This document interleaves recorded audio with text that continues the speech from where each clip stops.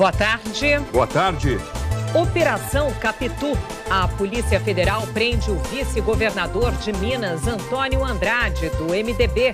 Ele é investigado por receber propina enquanto era ministro da Agricultura no governo Dilma Rousseff. A mesma operação tem um alvo conhecido dos investigadores. O dono da JBS, Joesley Batista, que voltou para a cadeia. O mensalinho no Rio. O Detran para de emitir documentos um dia depois da prisão do presidente do departamento. E os detalhes da chamada Propinolândia. Deputados escondiam dinheiro até em meias. E a polícia de Minas indicia a motorista que matou uma família num acidente em Minas e fugiu. Só o filho de 6 anos sobreviveu. O Jornal Hoje está começando.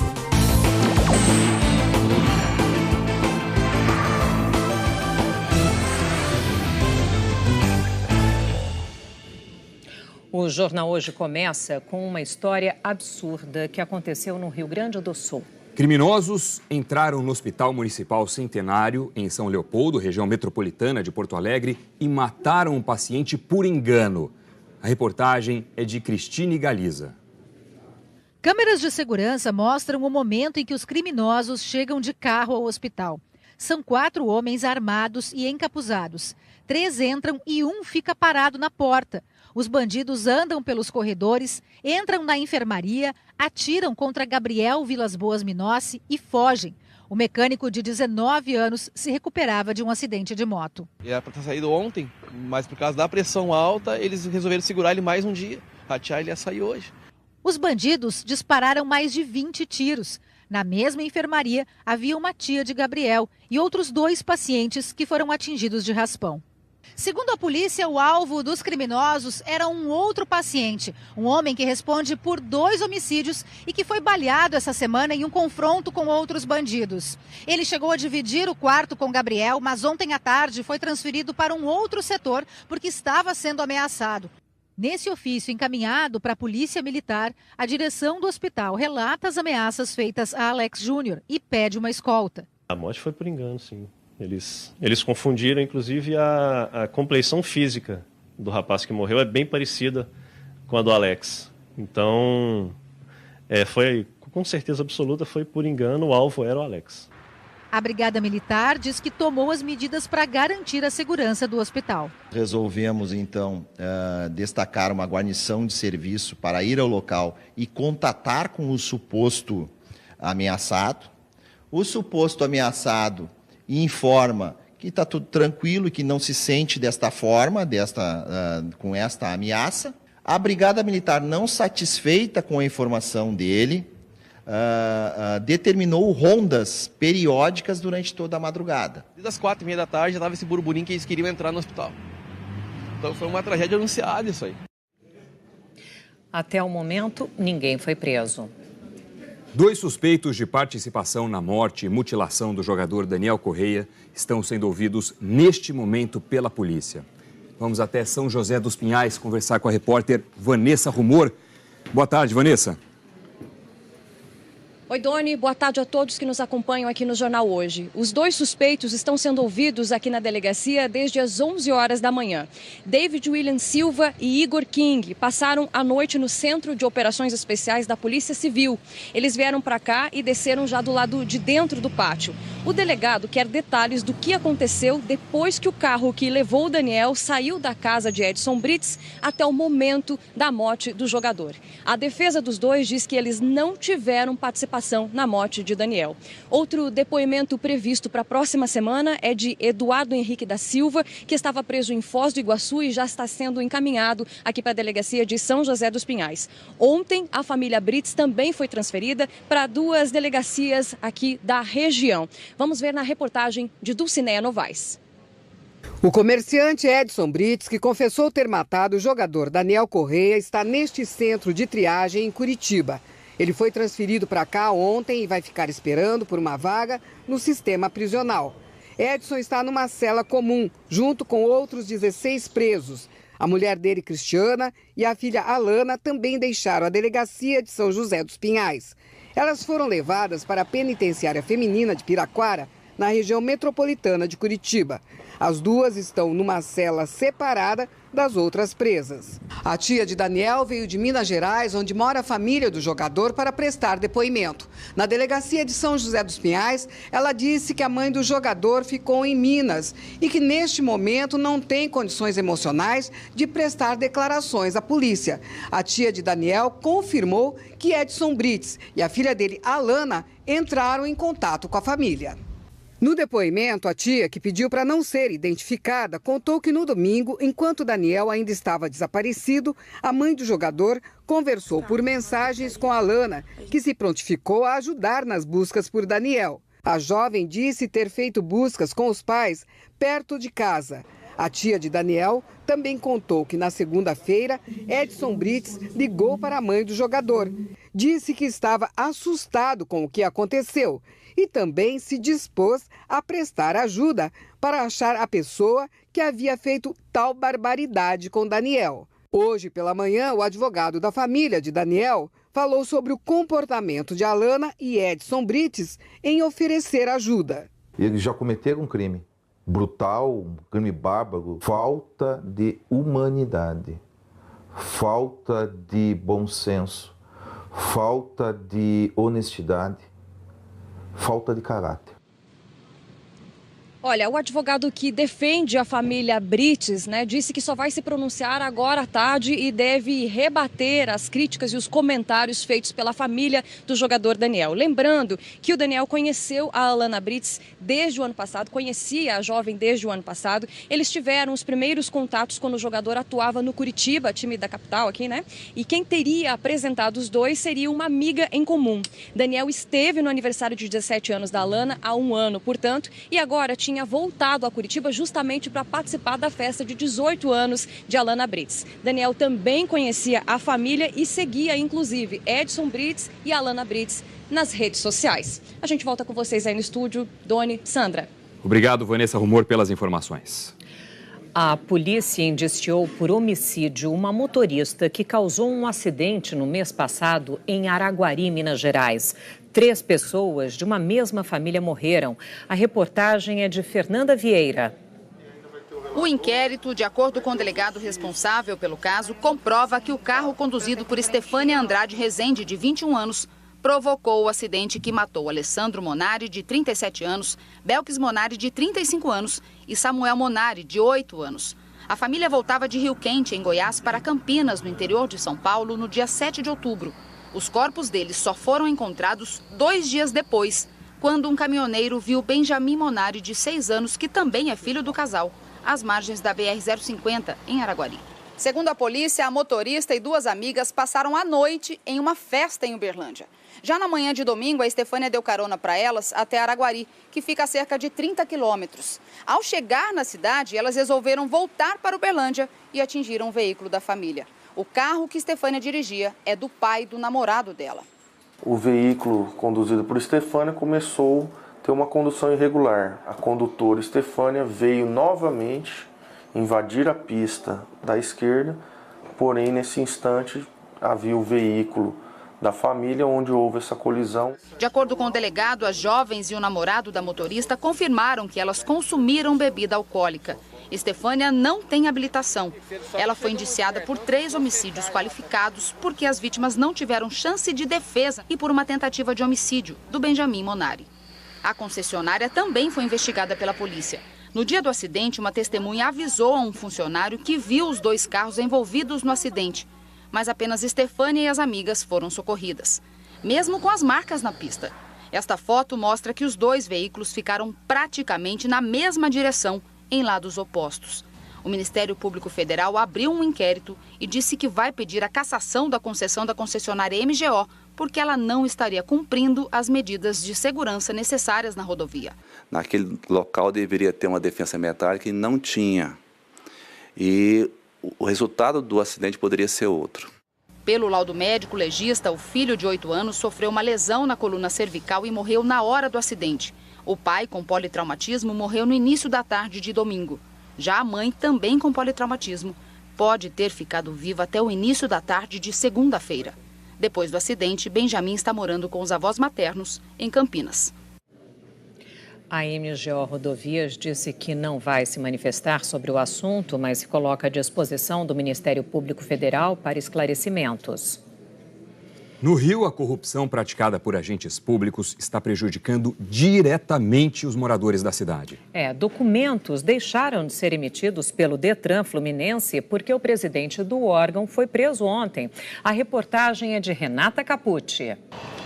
Quem foi aos postos do Detran hoje em busca de documentos de identidade, de habilitação e de veículos, voltou para casa sem atendimento. Segundo o próprio departamento, por causa da exoneração do presidente do Detran.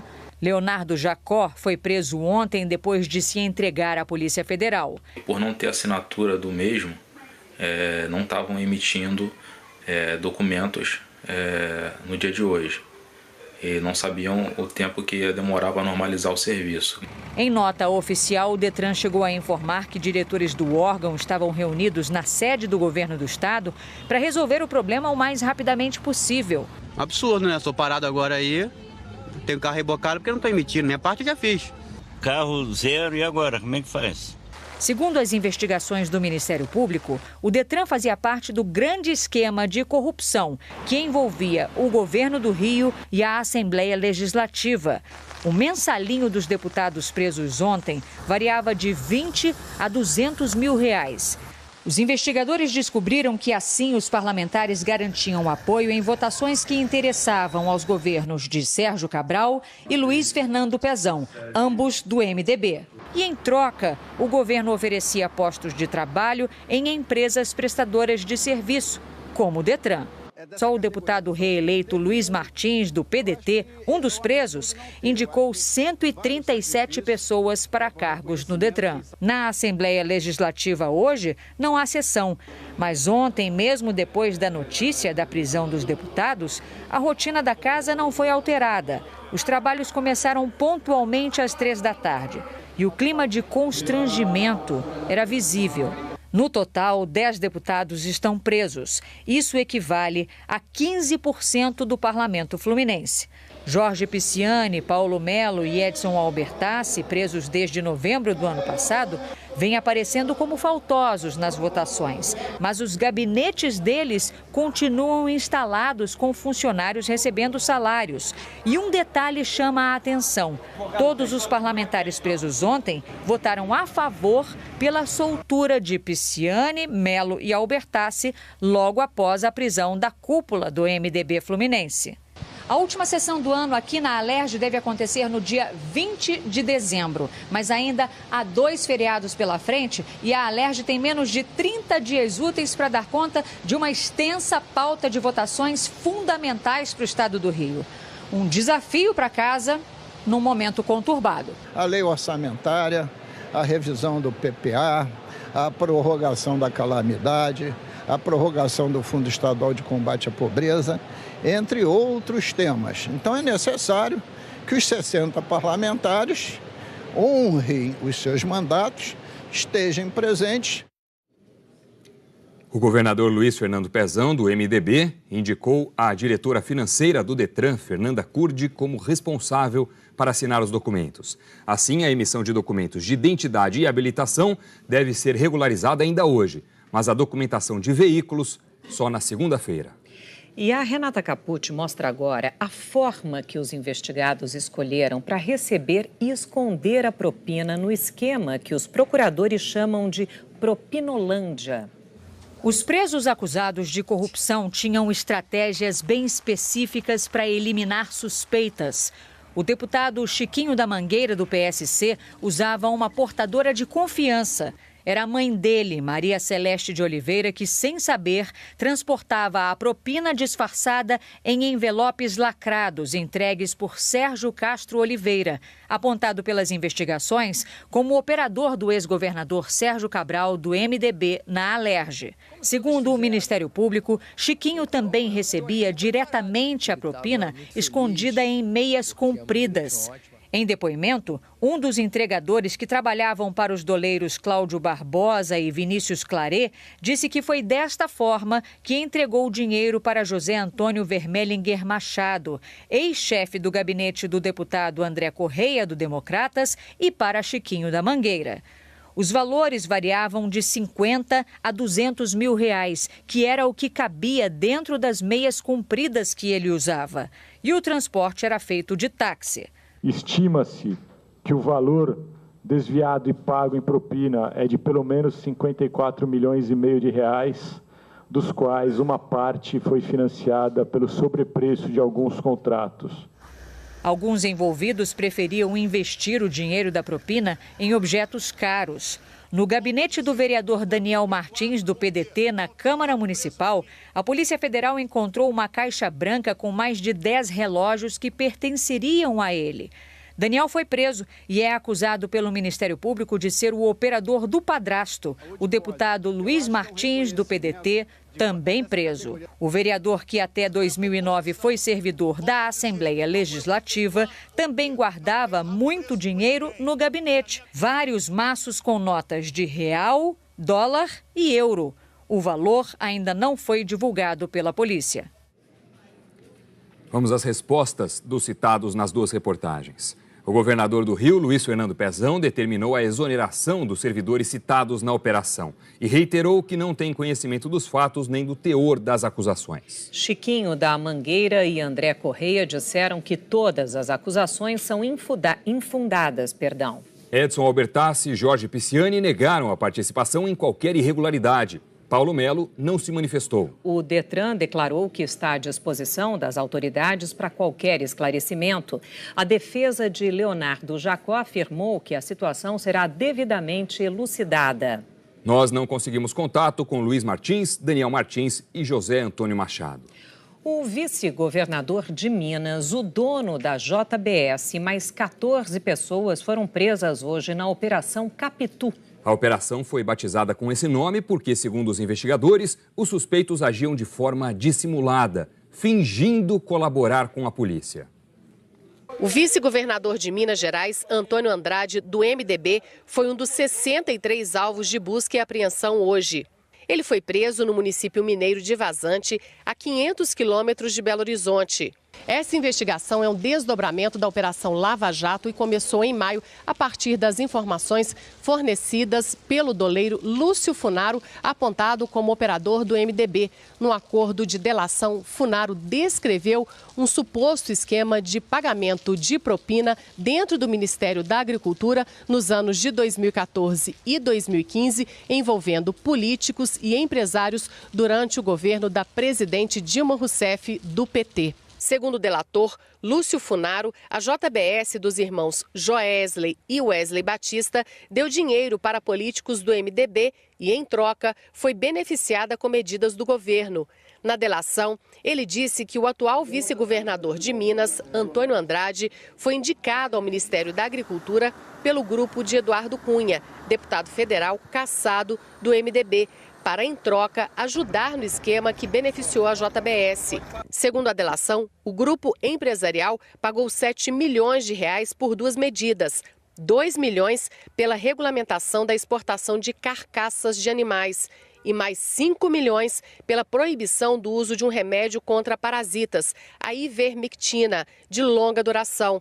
As duas medidas evitavam prejuízos para a JBS. O sócio da Hold, que controla a JBS, Joesley Batista, e o ex-executivo Ricardo Saldi foram presos hoje, em São Paulo.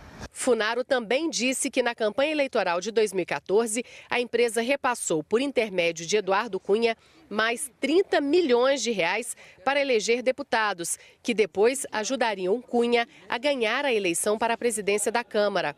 O repasse, após lavagem do dinheiro, foi de 15 milhões para o MDB nacional e outros 15 milhões para o MDB mineiro. Segundo a investigação, esses valores foram depositados pelo grupo em contas bancárias de 6 escritórios de advocacia, que depois repassaram os valores lavados aos beneficiários finais. Ainda segundo a operação, duas das maiores redes de supermercado do país, o EPA e a BH Supermercados, também fizeram parte do esquema de lavagem de dinheiro. Ao todo, 16 pessoas foram presas hoje.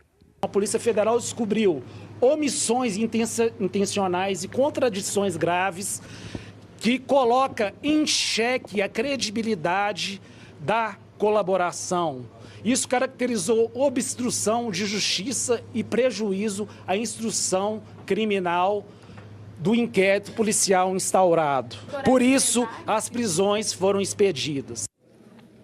Numa gravação feita pela Polícia Federal, Ricardo Saldi, então executivo da JBS, conversa com João Magalhães, deputado estadual reeleito pelo MDB mineiro, que também foi preso hoje. O deputado se queixa de ter sido passado para trás por Antônio Andrade, a quem chama de Toninho, que não teria repartido uma bolada de propina em dinheiro vivo quando era ministro da Agricultura.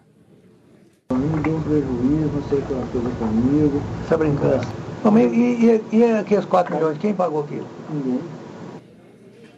A repórter Iana Coimbra tem mais informações sobre essa operação chamada de Capitu, desmembramento da Lava Jato. Boa tarde.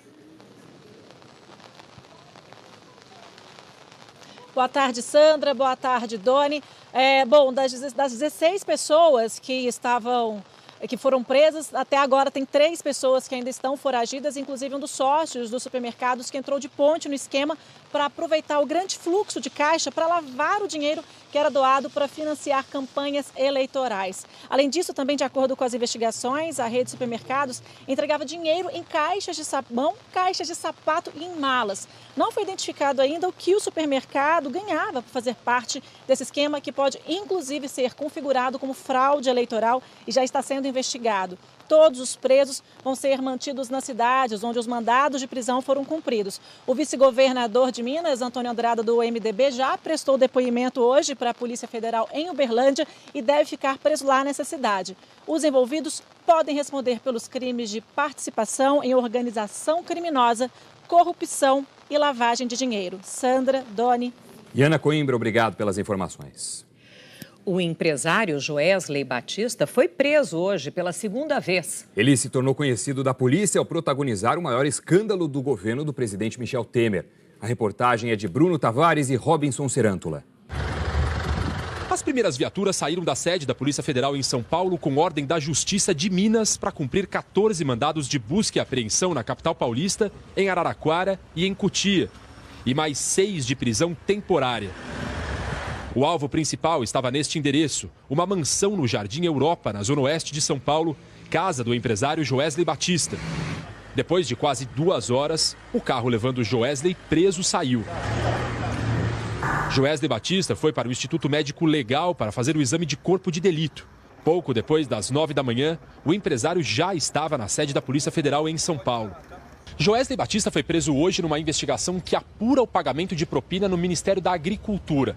E agora volta para a mesma carceragem onde passou quase 6 meses, entre setembro do ano passado e março deste ano. Joesley Batista apresentou em maio do ano passado uma conversa entre ele e o presidente Michel Temer. Na gravação, feita sem o conhecimento do presidente, o empresário sugere que estava fazendo pagamentos para comprar o silêncio do deputado cassado e preso Eduardo Cunha. O caso deflagrou a maior crise política do governo Temer e gerou 2 denúncias contra o presidente, que foram apresentadas pela Procuradoria-Geral da República. As 2 foram barradas na Câmara. Joesley, o irmão Wesley Batista e o então executivo da empresa, Ricardo Saldi, fecharam um acordo de delação premiada com o Ministério Público Federal. Sócio da JIF, empresa que controla a JBS, Joesley contou que pagava uma espécie de propina semanal para que a JIF pudesse interferir em decisões do Conselho Administrativo de Defesa Econômica, o CAD. Quem recebia o dinheiro, segundo Joesley, era Rodrigo Rocha Loures. Em setembro do ano passado, o então Procurador-Geral da República, Rodrigo Janot, anunciou a rescisão do acordo de Joesley e o executivo do grupo, Ricardo Saldi. De acordo com Janot, os 2 se recusaram a prestar informações, além de terem, após a assinatura do acordo, sonegado, adulterado, destruído ou suprimido provas. Joesley foi preso dias depois. Em março, ele saiu da prisão. Hoje, voltou para a mesma carceragem onde ficou preso.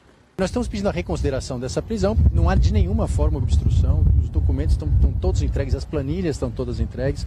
Todos esses fatos, essa investigação só existe porque o Joesley Batista levou esses fatos às autoridades. A defesa de Joesley Batista disse que o cliente é colaborador da Justiça e tem cumprido à risca essa função e que causa estranheza o pedido de sua prisão no bojo de um inquérito em que ele já prestou mais de um depoimento na qualidade de colaborador e entregou inúmeros documentos de colaboração. A nota diz que Joesley vai prestar todos os esclarecimentos necessários. A defesa de Ricardo Saldi não respondeu aos contatos. A defesa do vice-governador mineiro, Antônio Andrade, disse que vai se manifestar quando tiver acesso ao conteúdo do inquérito e que durante o depoimento, hoje, em Uberlândia, ele respondeu o que foi perguntado e colaborou com o trabalho da Polícia Federal. Nós não conseguimos falar com a defesa do deputado João Magalhães, do MDB mineiro. A rede de supermercados BH disse que não vai se manifestar.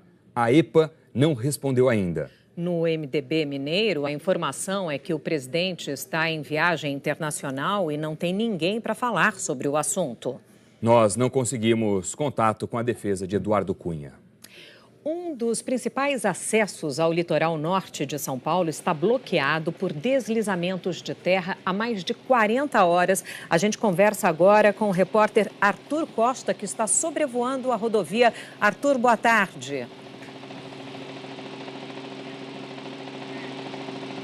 Olá, Sandra, Doni. Olha, a rodovia continua fechada no trecho de serra. A gente não consegue chegar até lá por causa do mau tempo, né? Esse trecho que a gente está mostrando é o de Planalto, mas lá na serra são 24 pontos de queda de barreira. O trânsito na Tamoios foi interrompido na noite de quarta-feira, quando houve os primeiros deslizamentos de terra. Os trabalhos de limpeza da pista só puderam começar hoje porque a chuva diminuiu um pouco. Essa é a segunda vez em menos de um mês que a rodovia dos Tamoios fica interditada por quedas de barreiras. A última foi no feriado do dia 12 de outubro, quando a pista ficou fechada por 2 dias. E as chuvas desses últimos dias também causaram muitos alagamentos em Caraguatatuba. Hoje começou a limpar cadeira e pneus por lá. A prefeitura estima que... Nós tivemos aí um problema com a comunicação com o Arthur, como vimos aí a nossa conexão não estava boa, mas a gente vai saber agora da previsão do tempo com Eliana Marques. Eli, boa tarde para você. Boa tarde para você também, Sandra, para você, Doni, boa tarde a todos. Bom, além dessa região aí que a gente viu no litoral de São Paulo, tem uma outra, que é Vitória e todo o Espírito Santo estão hoje com uma condição de tempo muito encoberto, com chuva que pode ser forte e também volumosa. As imagens de satélite mostram para a gente que uma frente fria afastada aqui no oceano ainda ajuda a organizar as instabilidades nessa área que pega principalmente o Espírito Santo. E o tempo abafado também forma nuvens carregadas aqui em parte do Rio de Janeiro, de São Paulo, de Minas, de Goiás, de Mato Grosso e entre Rondônia, Amazonas e Roraima. A área mais suscetível a problemas hoje, como alagamentos e deslizamentos de terra, é essa que a gente vê aqui em laranja no nosso mapa. Então pega a metade sul do Espírito Santo, no Rio de Janeiro pega também a capital, a região da Baixada Fluminense e a região serrana do Rio. Em Minas Gerais, pega essas áreas que passam por Belo Horizonte, Zona da Mata, sul do estado e em São Paulo, essa região aqui do Vale do Paraíba e justamente do litoral norte, onde a gente viu ali que tem essa rodovia ainda fechada por causa de quedas de barreiras. Muita chuva e onde tem sol, Eli? Olha, temos duas áreas aí no Brasil com previsão de tempo firme, portanto, com sol a tarde toda hoje. Uma dessas áreas é essa aqui, ó, vai desde o norte do Pará, avança até o norte da Bahia. A outra área pega aqui, ó, metade sul de Mato Grosso do Sul, passa pelo interior de São Paulo até ali a região de Bauru e desce aqui pegando grande parte do sul do país. Onde o mapa está verde, aí tem previsão de chuva e nessa parte em azul aqui, olha, é uma situação de tempo mais fechado. O sol não aparece e pode até chover mais forte que em outras áreas do país. Destaque também para a divisa de Goiás com Minas Gerais, além do Espírito Santo, que nós falamos há pouco. Em Vitória e em São Paulo, máximas de 24 graus, no Rio de Janeiro 25, em BH 22 só de máxima. Em Curitiba 19, já em Porto Alegre 30 graus. Em Goiânia 26, em Salvador 30 graus também e na região norte, olha, temperaturas aí passando dos 30 graus em todas as capitais agora à tarde. Vamos falar do fim de semana? Vamos falar. E aí? Fim de semana tem algumas mudanças, então amanhã o tempo melhora no sul do Espírito Santo, mas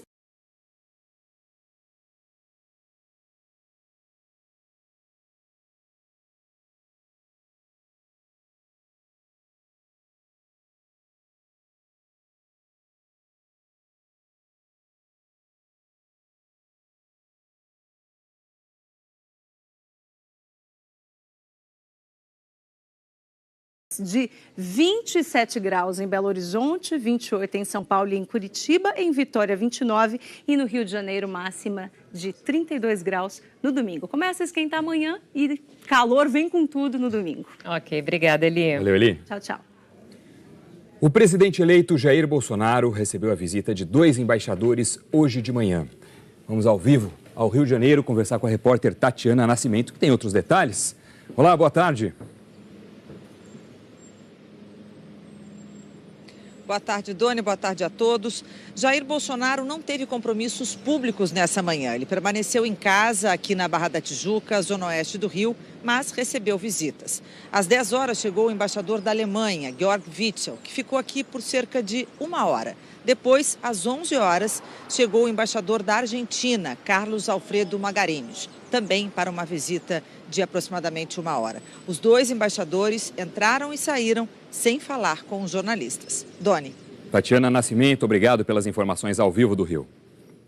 Um advogado de apenas 18 anos se tornou o mais jovem da história a fazer uma sustentação no Supremo Tribunal Federal. A reportagem é de Joconda Brasil.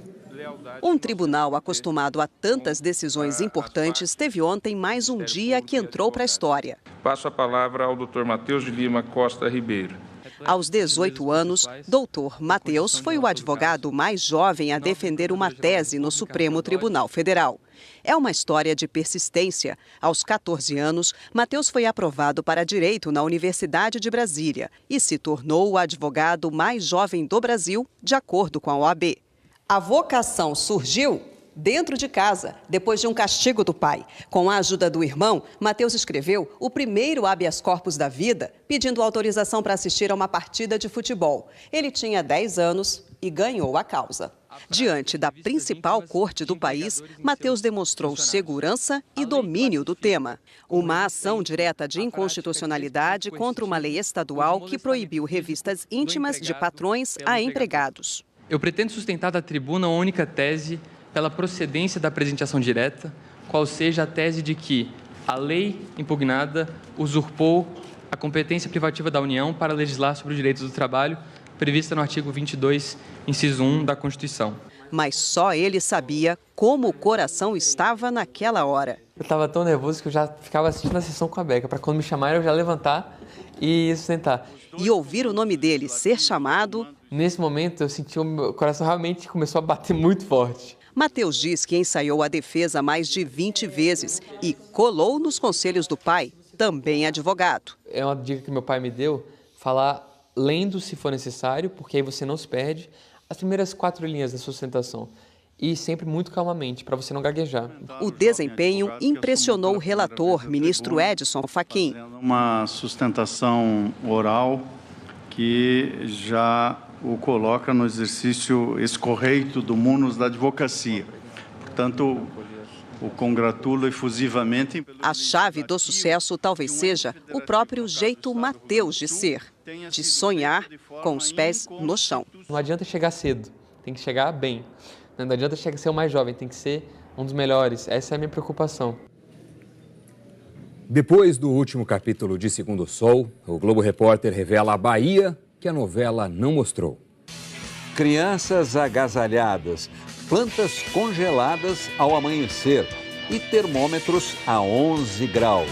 Fogueira para aquecer as noites geladas, fondue de queijo no jantar e plantações de morango orgânico.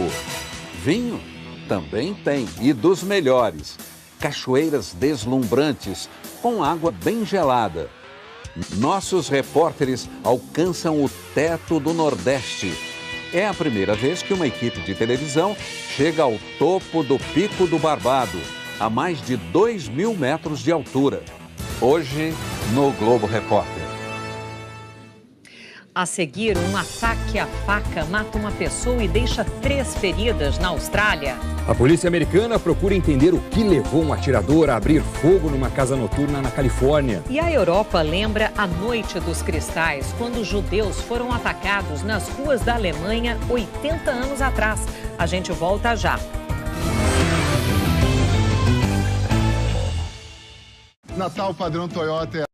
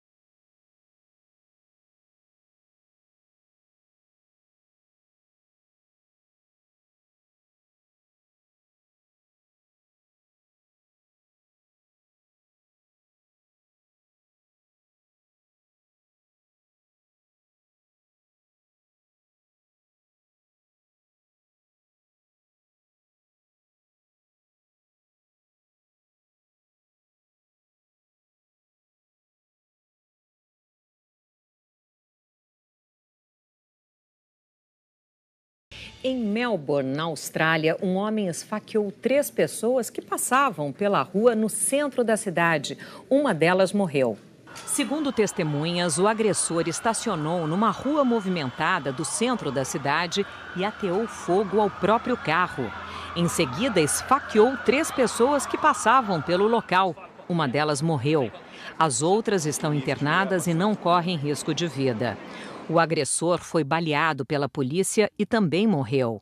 O Estado Islâmico reivindicou a autoria do ataque. Autoridades locais tratam o caso como ato de terrorismo. Nos Estados Unidos, a polícia continua atrás de pistas para entender o que levou o atirador a abrir fogo dentro de uma casa noturna ontem na Califórnia. Hoje o dia está sendo de homenagem às vítimas do ataque. O sargento Ron Hillas estava ao telefone com a mulher quando recebeu o chamado. Estava perto do bar na hora e correu para lá. Foi o primeiro policial a chegar. Ele chegou lá para acabar com a ameaça e salvar vidas, diz o xerife Eric Bushell. Mas foi logo atingido. É uma perda trágica para todos nós e a comunidade. A comunidade compareceu no velório do sargento que planejava se aposentar no ano que vem. E centenas foram à vigília em memória de todas as vítimas.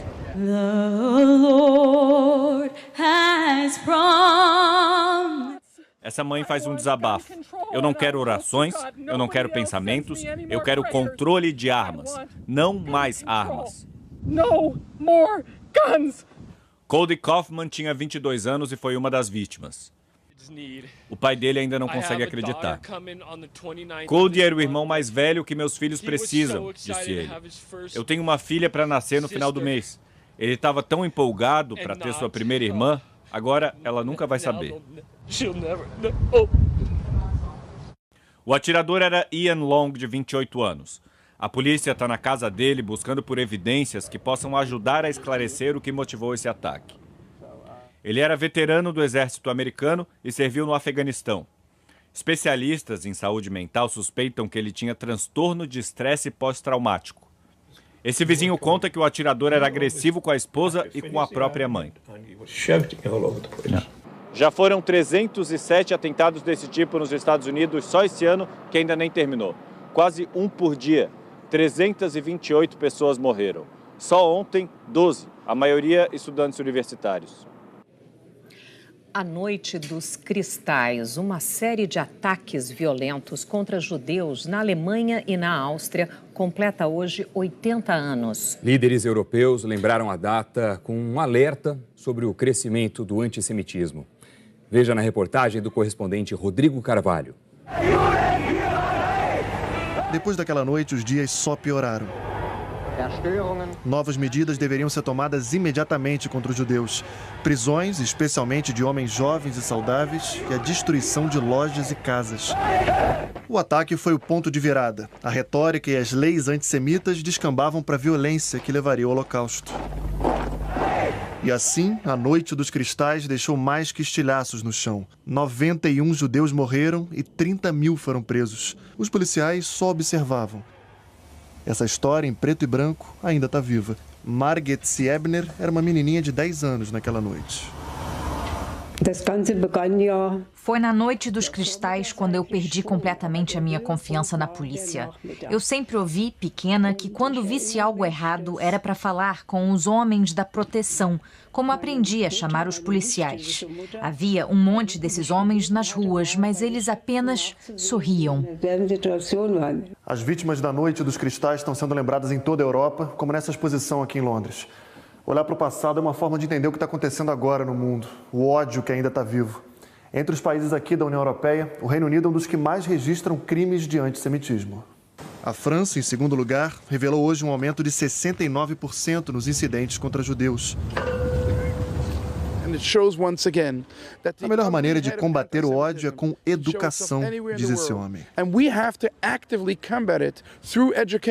Numa cerimônia em Berlim, a chanceler alemã Angela Merkel disse que é necessário trabalhar todos os dias contra a intolerância. Para que uma noite como a de 80 anos atrás não chegue de novo. A seguir, a Fórmula 1 chega ao Brasil. E o clima de São Paulo é um desafio extra para os pilotos. A gente fala disso já.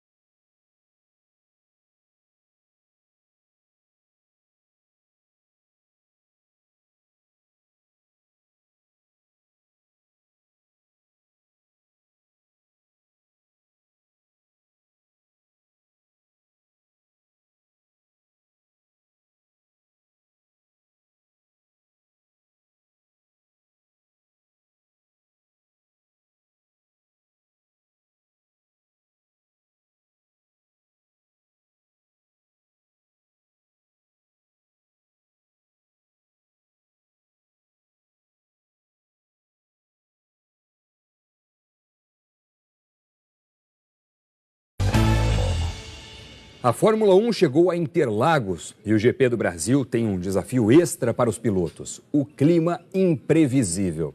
A reportagem é do Alexandre Oliveira. Algumas perguntas sempre são feitas quando tem o Grande Prêmio em Interlagos. Quem vai ganhar, claro, quem fará a volta mais rápida e a mais importante, que vai influenciar nas respostas das duas questões anteriores. Será que vai chover?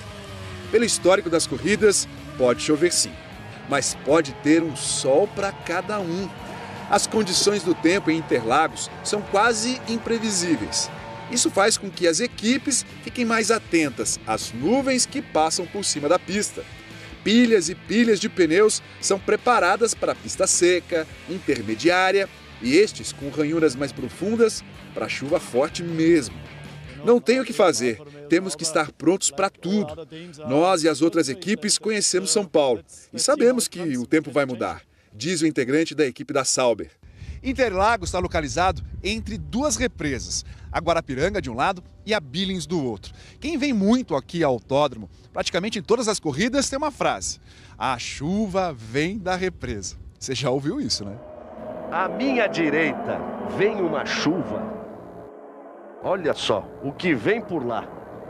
Mas a chuva vem mesmo de lá?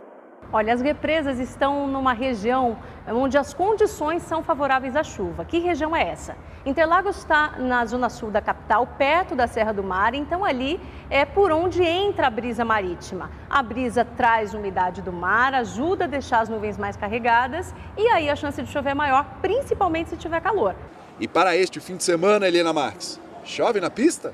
A previsão é de temperatura subindo, a previsão é de um calor aí no fim de semana, mas tem possibilidade de chuva à tarde.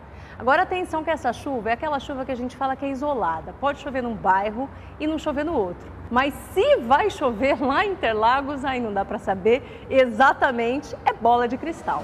A corrida e o tempo são sempre surpresas em Interlagos. Na iminência de qualquer dúvida, eu sugiro leve a sua capa de chuva e vá curtir tanto o treino classificatório no sábado quanto a corrida no domingo. Amanhã é dia de Como Será e também é dia de estreia da série Heróis Possíveis para Causas Impossíveis. Nosso primeiro herói é o jovem Felipe Caetano. Com apenas 17 anos, ele já é referência no Ceará e em todo o Brasil contra a exploração do trabalho infantil.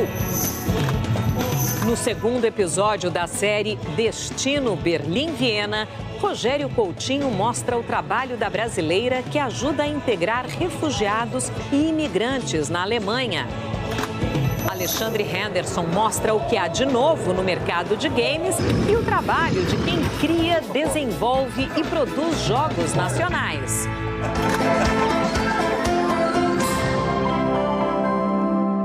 Tá demais, é amanhã bem cedinho. E uma última notícia. Agora há pouco, o presidente americano Donald Trump assinou um decreto que suspende o direito ao pedido de asilo a quem entra ilegalmente nos Estados Unidos. O objetivo dele é impedir a entrada dos milhares de imigrantes que estão na América Central e caminham em direção aos Estados Unidos. O Jornal Hoje termina aqui. Você acompanha outras notícias no Jornal Nacional. Uma boa tarde, um excelente fim de semana. Uma boa tarde e até segunda-feira.